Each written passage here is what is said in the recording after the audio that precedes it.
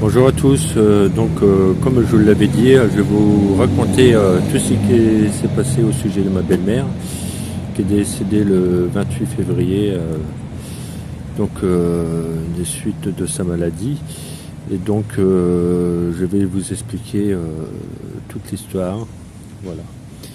Alors ma belle-mère, elle est arrivée en France mi-mars 2022 pour nous rendre visite donc avec son mari et pour voir ses petits-enfants et ses enfants. Et durant ce séjour, elle a fait une grave jaunisse qui a nécessité son hospitalisation. Et donc à partir de là, ils ont découvert une tumeur à la tête du pancréas. Alors, sachant qu'en fait, qu'il faut une assurance maladie en France, soi-disant, ou alors autre pour être pris en charge, ils ont refusé de tout de suite opérer ma belle-mère, sachant que la tumeur était minime. Malgré qu'elle avait souscrit une assurance maladie via l'ambassade de France, l'hôpital de Cannes ont refusé car c'est une assurance privée. Donc c'était compliqué. Là-bas, la cadre de service avait dit à ma femme, vous savez, les étrangers ils viennent profiter du système. Alors je ne vois pas du tout pourquoi elle nous dit ça, sachant qu'en plus ma belle-mère elle n'a jamais demandé à personne de faire une grave jaunisse, hein, et c'est à cause de ça qu'elle a été hospitalisée. Donc déjà ça, faut arrêter de dire des conneries comme ça, hein, des propos discriminatoires. Et donc ils nous ont dit, vous savez, ça coûte trop cher, ça coûte 500 000 euros l'opération, donc c'est pas possible. Il faut absolument que votre belle-mère ou votre maman rentre chez elle pour faire l'opération rapidement, étant donné que la tumeur est petite. Donc du fait que toute sa famille était ici, ses petits-enfants, ses filles, elle ne voulait pas les partir chez elle pour se faire opérer et soigner cette maladie. Elle a voulu rester auprès des siens, qui est tout à fait normal, pour l'aider dans son combat. Donc ma belle-mère est rentrée chez nous. Il y a eu un délai, un long délai, on va dire. Il fallait faire, comment on appelle ça, un PET scanner. Et donc après le PET scanner, on a eu rendez-vous aussi avec le chirurgien. Et donc ce chirurgien, après avoir fait faire aussi des biopsies concernant le foie, il s'est avéré que la biopsie ne révélait aucune métastase. Donc il était très étonné aussi, il a demandé à des experts, à ses confrères, etc. de regarder.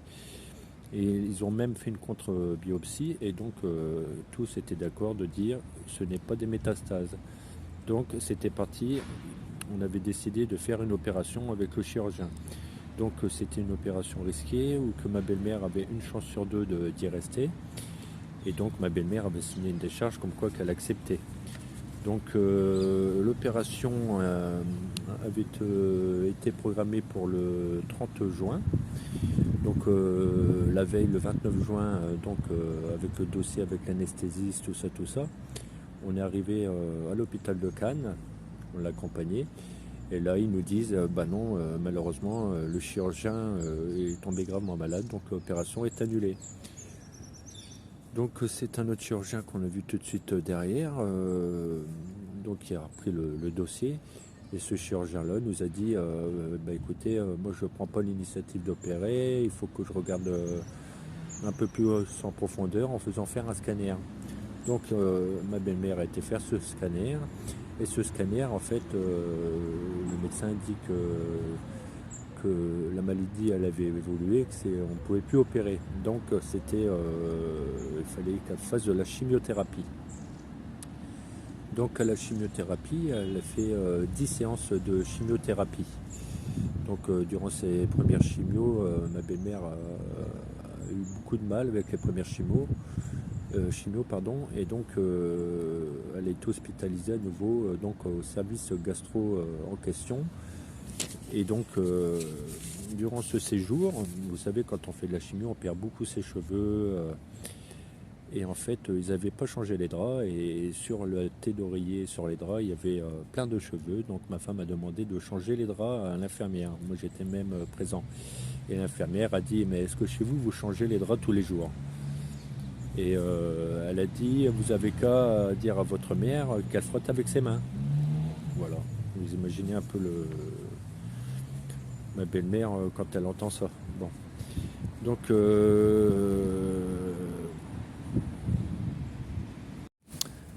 ah oui, j'ai oublié de vous dire, vous savez, concernant la petite opération qui devait se faire là, dès le départ, là, dès la découverte de la petite tumeur, malgré qu'elle soit étrangère, malgré qu'elle ait une assurance privée qui n'est pas prise en compte, il se devait en fait de s'occuper de ma belle-mère. Il y a deux lois en fait qui stipulent cela. Là, je vais vous lire la première. Les étrangers en situation irrégulière et qui ne sont pas titulaires de l'AME, c'est-à-dire en particulier ceux qui résident en France depuis moins de 3 mois, donc c'était le cas, bénéficient d'une prise en charge des soins urgents dont l'absence mettrait en jeu le pronostic vital ou pourrait conduire à une altération grave et durable de l'état de santé de la personne. Donc là c'était le cas, donc il se devait de s'occuper tout de suite de cette tumeur. En plus, sachant une tumeur à la tête du pancréas, tout ce qui est cancer du pancréas, l'estimation de vie est de moins d'1 an. Hein. Voilà. Donc aussi il y a l'article L254-1 du CASF, hein, donc il la protège aussi. Donc là, ils ne pourront rien dire à partir de ça. Il se devait de la prendre en charge immédiatement pour opérer tout de suite cette petite mère, qu'elle soit tranquille et que cette maladie n'évolue pas comme elle a évolué. Bref.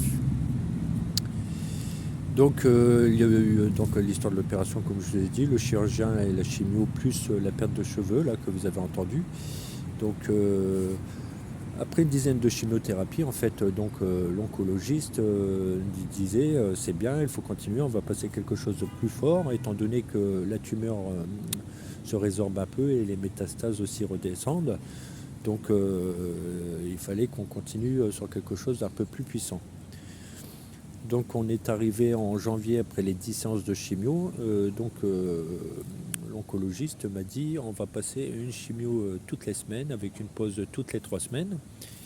Mais j'ai à ma connaissance un nouveau protocole en fait à l'hôpital de la Cassagne où c'est une nouvelle molécule qui ne fait pas perdre les cheveux. Et ce serait bien que votre belle-mère le fasse étant donné que chez nous ne l'avons pas. Mais il faut qu'elle ait l'AME. Donc moi j'avais déjà fait le nécessaire pour qu'elle puisse avoir l'AME.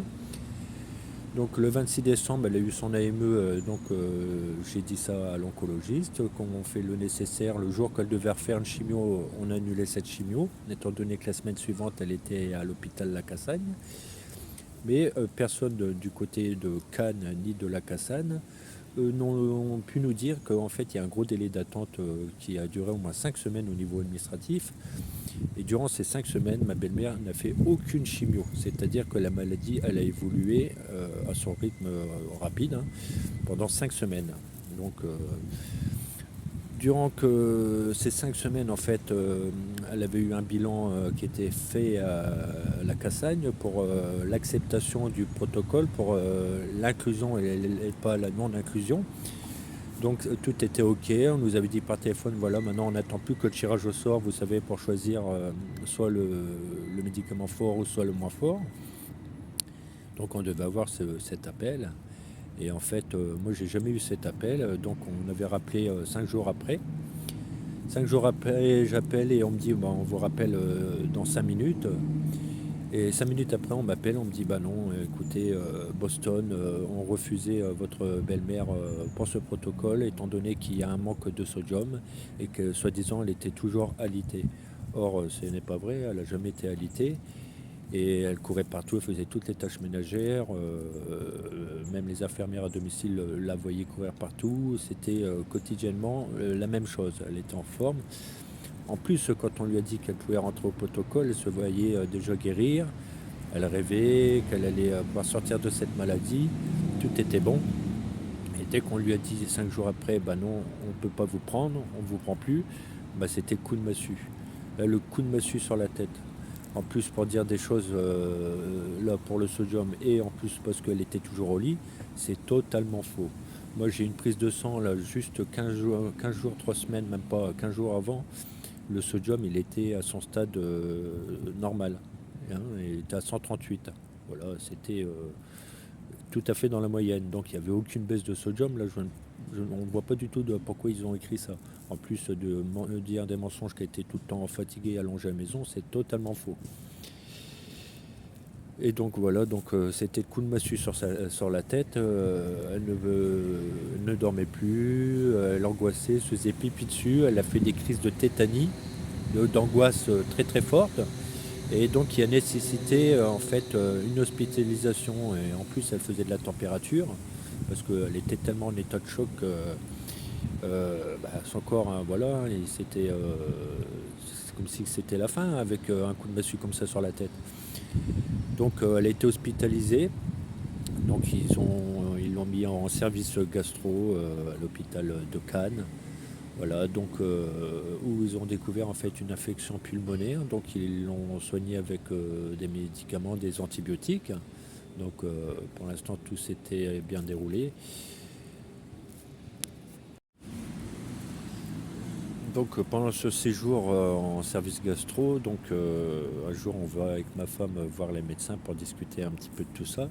Ils se sont dépêchés d'aller chercher la direction qui nous avait donné un rendez-vous pour parler, vous savez, des vidéos que j'avais mis au sujet des choses qui étaient aberrantes et, pour alerter sur les réseaux sociaux, qu'il fallait absolument qu'on arrête ça, etc., qu'ils n'aimaient pas ça, en plus qu'ils allaient porter plainte pour diffamation.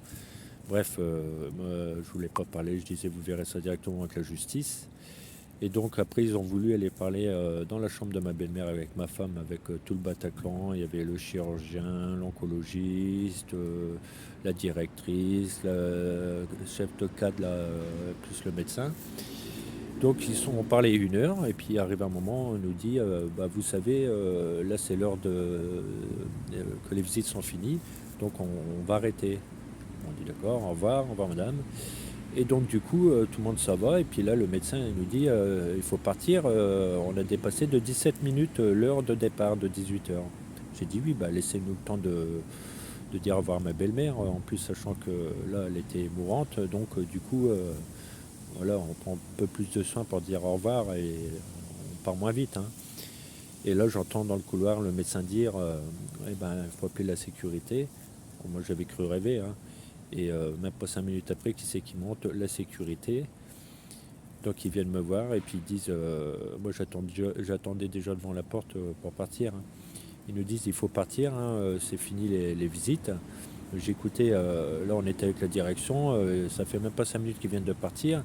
Donc je vois pas l'intérêt de votre visite pour nous dire cela, sachant que ma belle-mère est mourante et on lui dit au revoir comme il se doit. Voilà. Sachant qu'elle ne voulait pas laisser la main de sa fille. Voilà, donc c'est compliqué de partir en quelques secondes. Voilà. Et j'ai trouvé ça vraiment, vraiment, mais aberrant de leur part, d'envoyer la sécurité tout en sachant qu'on n'était pas insultant, pas agressif. On était vraiment pacifique avec le service, avec cette réunion, donc il n'y avait pas intérêt, quoi. Donc encore une chose aberrante, hein. Donc il y a ça, hein, déjà, hein. Après il y a aussi des faits pendant ce séjour de gastro de ma belle-mère. Il y a eu des faits de maltraitance. C'est-à-dire que ma belle-mère, elle ne pouvait plus trop bouger, donc elle était accompagnée pour faire sa douche. Et quand elle a retiré sa couche et qu'elle l'a mise à côté de la poubelle par terre, une infirmière ou une aide-soignante lui a dit, en prenant la couche et en la tournant avec les mains, si vous la remettez ici, je vous la mets sur la tête. Donc il y a l'autre personne qui était derrière, elle ricanait. Voilà, ça c'est génial de dire ça à quelqu'un qui est en fin de vie, hein. Et aussi, combien de fois le médecin en question, là, qui nous a créé beaucoup de soucis, plus la cadre qui venait tous les jours embêter ma belle-mère, ils n'arrêtaient pas de venir, de lui dire, vous allez mourir, vous êtes en train de mourir, it's finish, it's over. On a tous les enregistrements, on a tout enregistré.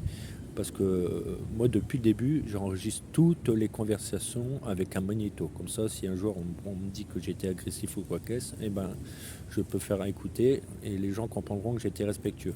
Bon. Donc, vous imaginez quelqu'un qui est très malade d'un cancer très très avancé et qu'on lui dit vous allez mourir, vous êtes en train de mourir, it's finished, it's over. Là, on lui écrase la tête là, avec un rouleau compresseur pour lui faire comprendre qu'elle va mourir. Donc ça va, quoi. Nous, on n'a jamais fait comprendre à ma belle-mère c'était la fin parce qu'elle n'avait pas envie de le savoir, elle avait envie de se battre. Donc ça c'est une chose qui est hyper aberrante. Il y a une autre fois aussi, ma belle-mère a voulu aller aux toilettes toute seule, donc elle a essayé de marcher. Malheureusement, elle est tombée, elle s'est cognée la tête par terre dans la salle, dans les toilettes, quoi. Donc elle a rampé jusqu'à l'alarme pour sonner l'alarme. Elle a sonné l'alarme, et il n'y a personne qui est venu. Elle a attendu une bonne dizaine de minutes, d'après ses dires. Et donc, après cela, elle a fait force et puis elle s'est soulevée et elle est retournée difficilement se remettre dans son lit. Donc, une fois qu'elle s'est remise dans son lit, elle a ressonné encore une fois l'alarme. Et là, à l'arrivée de l'infirmière, ma belle-mère a essayé de lui faire comprendre qu'elle était tombée et qu'elle s'était fait mal à la tête. Et bien, l'infirmière, vous savez quoi, elle a hoché les épaules et elle est partie. Voilà. C'est bien, on ne regarde pas si ça va, on ne demande pas est-ce que vous allez bien madame, c'est tout à fait logique de poser ce genre de questions, mais non, on s'en va, on la laisse comme ça. C'est fou, c'est fou, c'est fou. Donc voilà, donc comme je vous disais là qu'on partageait sur les réseaux sociaux, on a eu plusieurs réunions concernant cela, etc. Et, et donc ils nous avaient fait une réunion, il y avait même un conseiller soi-disant de la sûreté de l'hôpital, voilà, qui m'avait un peu fait comprendre que moi je lisais les lois à l'envers, que j'étais pas au PJ, machin et tout, que je pouvais pas comprendre, blablabla, et que vous verrez demain, quand vous allez être auditionné par la police, ça va plus être pareil, on va vous faire comprendre vos erreurs, etc., etc. Et ben le lendemain, moi, parce que l'hôpital, en fait, ils avaient porté plainte contre moi pour diffamation, plus la cadre de service aussi, et ben j'y suis allé, j'ai été auditionné par la police. Et donc moi je me suis expliqué naturellement comme je le fais là avec vous. Et donc comment dire, le monsieur du commissariat, donc il m'a dit bah c'est bon, moi j'arrête là, ça sert à rien. Donc il m'a demandé si moi je souhaitais que le dossier continue jusqu'au procureur. Et ben moi j'ai dit bah, de toute manière ils ont ouvert l'enquête, et ben on va continuer. Voilà. Donc ça c'est un fait. Au sujet de l'histoire de la Cassagne, donc avec le sodium plus les conneries là, qui racontaient qu'elle était tout le temps fatiguée, qu'elle était tout le temps allongée, que c'était faux. On a aussi porté plainte contre cela, c'est parce qu'on a trouvé ça illogique de l'inclure et après de l'exclure et de la rendre dans un état vraiment pitoyable. Et donc à l'hôpital de Cannes, donc ils ont dit, étant donné que vous avez porté plainte contre Nice, eh ben, c'est tout à fait normal que vous ne pouvez plus aller à Nice. Hein, comprenez, il disait, si vous portez plainte contre moi, c'est normal que je ne veux plus vous voir. Hein. C'est tout à fait, ça va de soi, qu'elle disait. Et donc elle a même terminé, elle a dit, it's Finnish, terminato. Voilà. Hein, ils ont pas des termes toujours très spéciaux pour nous parler, hein, pour nous prendre un peu pour des gogoles, surtout prendre ma belle-mère pour une gogole. Voilà. Donc de ce fait, ma belle-mère, elle ne voulait plus du tout voir ce médecin, plus du tout voir ce cadre de service qui venait la voir tous les jours. Je vous dis bien tous les jours, il venait la voir, il venait la bassiner. Et donc il ne comprenait pas que ma belle-mère, elle ne voulait plus les voir, elle ne voulait plus être soignée par ce médecin, elle voulait quelqu'un d'autre. Et donc jamais personne ne l'a écouté. J'ai même fait, quand ils sont venus avec un interprète par téléphone, j'ai fait demander à ma belle-mère de le dire à l'interprète pour qu'elle puisse le traduire au médecin, plus le cadre qui était là, plus le chef de service. Eh bien, écoutez-moi, eh ben, comment on appelle ça, l'interprète, eh ben, elle n'a pas du tout traduit ça. Et moi, j'étais là, elle l'a bien dit. Hein. Eh ben, elle l'a pas traduit. C'est quand même bizarre ça. Hein. Donc, ça c'est fou aussi. Donc de ce fait, on a essayé de changer de service ma belle-mère parce qu'elle ne voulait plus du tout y rester hein, dans ce service. Et elle a dit que si elle y restait, elle se jetterait par la fenêtre. Hein. Imaginez l'état mental, moral qu'elle avait. Et donc eux, ils nous ont dit, oh, bah, on essaie de trouver des places pour votre belle-mère, mais c'est complet, enfin du blabla et que c'était à nous de chercher la place disponible dans les hôpitaux. Donc c'est ce que j'ai fait donc avec ma femme, on les a appelés Et eux tous m'ont dit, ce n'est pas à vous de chercher une place dans un service, c'est au service de s'occuper du transfert. Et ce n'est pas à la famille de chercher une place. Tous m'ont dit ça. Donc une fois que je revenais à Cannes pour dire ça au chef de service, il me disait non, c'est faux, c'est à vous de trouver une place. Et alors qu'est-ce qu'ils veulent? Ils veulent ceux qui veulent la garder dans leur service gastro ou ils nous racontent des conneries là. Il y a eu même, pardon, il y a eu même en fait des moments où ma belle-mère devait signer des papiers, mais elle, vu qu'elle ne comprenait pas, et ben moi j'étais la personne de confiance à qui prévenir s'ils avaient besoin.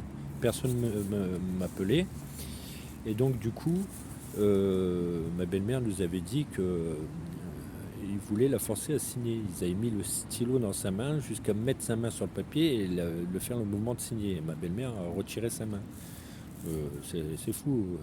On ne force pas quelqu'un à signer si elle ne souhaite pas signer. Quand c'est comme ça, on appelle la personne de confiance qui est moi-même, quoi.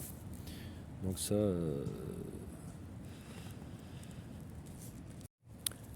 un soir où qu'on avait encore eu une dernière réunion avec la direction, etc.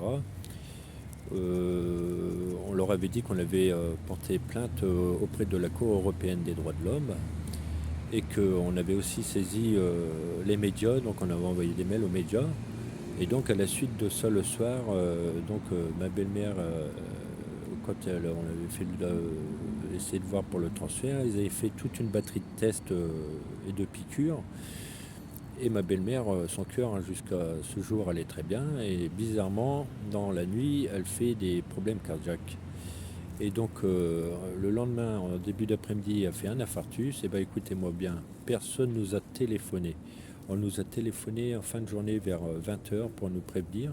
Et c'est un chirurgien qui m'a dit que votre belle-mère avait fait un infarctus et qu'il était très étonné que personne ne nous ait prévenu et qu'il fallait qu'on se dépêche vite de monter à l'hôpital parce que, en plus de cet infarctus, elle avait un gros souci pulmonaire qu'il fallait qu'on se dépêche parce qu'apparemment elle était en train de mourir. Donc on s'était dépêché d'être sur place. Donc le lendemain là, de cette crise d'infarctus et de problèmes pulmonaires, dans la nuit en fait, c'était ma belle-sœur qui surveillait ma belle-mère. Il y a un docteur qui a voulu lui faire une piqûre à 4 h du matin. Ma belle-mère a refusé. Elle était très bien, hein, les constantes étaient très bonnes et il n'y avait pas de soucis particuliers. Et ils sont venus lui faire une piqûre, apparemment soi-disant d'une injection d'amoxicilline. Voilà. Et donc, à la suite de cette injection d'amoxicilline, ma belle-mère, en fait, elle était en crise de démence. Elle disait qu'elle avait l'impression que son cœur allait sortir de son corps. Elle avait des grosses bouffées de chaleur, elle avait envie de courir partout dans le service, elle s'était mise toute nue. Alors, depuis jusqu'à maintenant, elle n'a jamais eu de souci avec l'amoxicilline, elle n'a jamais eu des allergies ou autres, hein, des réactions particulières. Et là, bizarrement, ils lui font soi-disant une injection d'amoxicilline et elle nous fait de grosses crises comme ça. C'est fou, hein. Donc, ça nous étonne encore plus encore. Donc, étant donné qu'on n'arrivait pas à la sortir de ce service gastro et de cet hôpital, nous avons décidé en fait de faire signer une décharge en fait avec l'accord de ma belle-mère pour qu'elle puisse quitter cet hôpital au plus vite. Donc, c'est-à-dire sans soin ni rien, hein, parce qu'il nous avait proposé qu'elle vienne à la maison avec le service HAD. Mais écoutez bien, ils disaient qu'ils n'avaient pas le matériel nécessaire pour faire cette hospitalisation à la maison. Non mais c'est fou quand même, hein. C'est fou. Donc il fallait faire ça ou sinon elle restait dans ce service. Donc du coup on a fait signer une décharge. Après cette décharge, nous on l'a emmenée nous-mêmes à Nice. Donc où on a été dire aux urgences qu'elle avait fait un malaise et qu'elle n'allait pas bien pour qu'elle soit prise en charge au niveau des urgences de Nice. Ça s'est bien passé. Elle a été prise en charge par les urgences de Nice qui l'ont mis dans le service USCU, un très gentil service qui s'est très très bien occupé d'elle. Les gens étaient très à l'écoute, et, ils étaient très polis, il n'y avait aucun souci, ils ont même compris ma femme Parce qu'à chaque fois que ma femme a parlé au service gastro à Cannes, ils ne comprenaient jamais rien, bizarrement. Mais là, tout le monde a compris. Bizarrement, ici, là-bas, à Nice, tout le monde comprenait. Bon, enfin bref. Et donc du coup, une fois qu'elle était dans ce service-là après, ils l'ont transférée donc, dans le service palliatif. Voilà, donc où elle a fini ses jours. Euh, et donc nous, on nous a appelé le 28 pour nous dire qu'il faut qu'on se dépêche étant donné que ça n'allait pas. Donc on s'est dépêché au plus vite qu'il ne fallait, tellement que plus vite qu'on est monté dans le tram sans payer à Nice. Et là, pas de bol, on se fait arrêter par les contrôleurs. Donc on explique aux contrôleurs que la maman de ma femme est mourante et qu'il fallait qu'on se dépêche. En plus, le médecin chef du palliatif nous appelait très souvent pour nous dire qu'il fallait qu'on se dépêche. Et c'était le cas. Et on n'a pas eu le temps de mettre la carte pour payer le ticket. Et ben, ils nous ont fait patienter 5 minutes pour nous mettre un PV de 100 euros. Voilà, c'est fou. Les gens, ils n'ont pas de cœur, ils ne comprennent pas. Hein, voilà. Hein, voilà, on est que des machines à payer et ils ne fonctionnent pas avec le cœur humain. C'est le cœur de machine qu'ils ont, et le cœur à pognon. Voilà.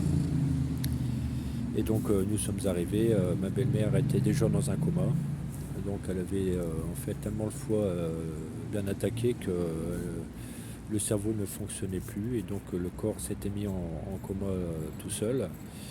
Et donc elle est restée comme ceci pendant 10 heures et après 10 heures elle s'est éteinte naturellement. Voilà. Donc nous, à partir de là, étant donné qu'il y a eu plusieurs injections ou que nous doutons sur cette injection, vu qu'elle avait fait des crises de délire, de démence, etc., l'amoxicilline, je suis désolé, ça ne fait pas ça. Donc on a demandé qu'il y ait une autopsie. Alors, pour cette autopsie, c'est le bazar. Hein. Écoutez bien, hein, là on est sur presque le 9e jour qu'elle repose au reposoir de Pasteur. Eh bien là ça commence tout juste à se dénouer pour qu'on puisse avoir l'autopsie. On avait été au commissariat central. Le commissariat central il nous a dit c'est pas ici qu'il faut voir, il faut que vous alliez au commissariat au Var. J'ai appelé le commissariat au Var, on m'a dit bah aller directement au parquet. On était au parquet. Le parquet, ils nous ont dit non, c'est pas comme ça, il faut faire une lettre. On a fait la lettre, on est revenu avec la lettre pour voir le parquet. On nous a dit non, c'est pas comme ça, il faut porter plainte. Donc moi j'ai appelé un avocat. L'avocat m'a dit allez porter plainte en stipulant dans la plainte que l'histoire plus la demande d'autopsie, en demandant le pourquoi du comment. Donc ça avait été fait là il y a samedi dernier. Et voilà, donc on est toujours en attente. Hein. Cette plainte a été faite à Nice, donc elle est repartie à Cannes. Et à Cannes, il l'envoie au procureur. Et donc hier, on a eu rendez-vous avec, comment on appelle ça, lundi, pardon. Lundi, on a eu rendez-vous avec notre avocat. Donc l'avocat, lui, il a fait une lettre en AR pour envoyer au parquet de Nice. Plus il a été apporté directement le papier auprès du parquet pour que ça aille 2 fois plus vite. Donc là, on arrive sur le 9e jour qu'elle repose. On espère que ça va vraiment avancer vite parce que là, l'administration française nous faire tourner en bourrique pour juste une demande d'autopsie. Après, d'accord, c'est le procureur ou le juge qui choisissent. Mais quand même, il devrait y avoir des facilités d'exécution pour qu'on puisse saisir le procureur à la demande de la famille, hein, donc pour qu'il y ait cette autopsie pour nous éclaircir sur nos interrogations. Voilà. Donc là, à partir du moment là, que ma belle-mère est décédée à la suite du refus d'opérer dès le départ à cause de la prise en charge et des erreurs de négligence, de discrimination, d'harcèlement moral, etc., etc., on a porté plainte à nouveau pour homicide involontaire. Et donc il va y avoir une enquête qui va être faite. Notre avocat a fait une demande aussi d'expertiser le dossier médical donc en amiable en premier lieu avec l'hôpital de Cannes pour qu'ils saisissent leur assureur pour faire une demande d'expertise avec un médecin compétent. Voilà, donc ça va suivre son cours. Moi, j'avais eu procuration de ma belle-mère pour avoir son dossier médical. L'hôpital de Cannes a toujours refusé de me le donner. Ma femme a fait un mail pour faire la demande du dossier complet. Ils ont refusé en stipulant qu'il faut être descendant. Elle est descendante, hein, ils le savent, hein, mais ils nous font tourner en rond. Donc là aussi notre avocat il fait le nécessaire aussi pour demander le dossier complet voilà, de ma belle-mère. Et croyez-moi là, cette histoire là qui dure depuis plus d'un an, là, depuis mars 2022. Là, moi, j'ai suivi de A à Z de cette histoire. Je ne lâcherai rien pour ma belle-mère. Ma belle-mère a souffert de votre acharnement moral. Tous les jours, de lui écraser la tête qu'elle allait mourir. Vous voulez mourir où? Vous voulez mourir chez vous? Ma belle-mère, elle a dit, c'est Dieu qui choisit. Et eux, ils ont dit, d'accord, bah, vous voulez mourir chez vous. Non mais, c'est quoi ça, d'obliger les gens à comprendre qu'ils vont mourir? Ils le savent déjà qu'ils sont avec un cancer grave, qui souffrent, il y a des douleurs atroces. Et on leur bousille le cerveau comme ça, avec des propos comme ça, harcelants. Là, vous allez mourir, mais c'est quoi ça, hein? C'est quoi? C'est un abattoir ici? Donc de ce fait, je demande à tous ceux qui ont été victimes de discrimination ou autres liées avec ce service gastro de l'hôpital de Cannes, ben, qui viennent nous écrire, nous envoyer un mail ou aller directement porter plainte pour signaler tout ce qui s'est passé. Comme ça, on sera tous ensemble et des choses comme ça ne doit plus arriver. On m'a dit, mais est-ce que vous avez saisi le CCI? Alors le CCI, c'est quoi? C'est le truc d'indemnité des hôpitaux. J'ai dit, non, nous, il n'est pas question d'indemnité. Nous, ce que nous voulons, c'est justice. C'est qu'on comprenne pourquoi on a refusé de prendre en charge ma belle-mère dès le départ, qu'on l'a dégagée chez nous, au lieu de lui faire suivre directement le processus pour lui retirer cette tumeur. L'argent ne nous intéresse pas. Nous, ce que nous voulons, c'est justice. C'est que tous ceux qui ont eu ces propos discriminatoires, de dire les étrangers ils profitent du système, etc., et qu'ils soient punis. Voilà. C'est pas normal qu'en France, surtout un hôpital qui porte le nom de Simone Veil, qui s'occupait de l'humanité, cet hôpital porte un nom comme ça et qui parle comme ça aux étrangers, je trouve ça inadmissible. Il ne devrait pas porter ce nom-là. Hein, la pauvre dame Simone Veil, là, elle doit être très mal là. Bon, il y avait encore plein d'autres choses concernant cette histoire, hein, comme, comme dire, la chambre qui n'était pas lavée, avec du pipi partout, du sang sur les murs, qui a duré 5 6 jours avant qu'il soit nettoyé, après qu'on ait postulé, qu'on ait mis ça sur les réseaux sociaux. Mais il y a tellement de choses que j'en oublie plein, et je vous promets que c'est fou, c'est fou, c'est fou, c'est fou, quoi. C'est fou. Voilà. Donc pour elle, moi je me battrai jusqu'au bout, ma femme aussi, son mari aussi et mes enfants aussi. Moi en tant que Français, je trouve ça honteux, honteux dans mon pays qu'on puisse avoir de tels agissements, tels propos envers quelqu'un de vulnérable comme ça. Voilà. Donc dès que j'aurai connaissance de plus concernant l'affaire, je vous le ferai savoir, hein, comme d'habitude. Hein, voilà. Je vous souhaite une bonne journée à tous. À bientôt.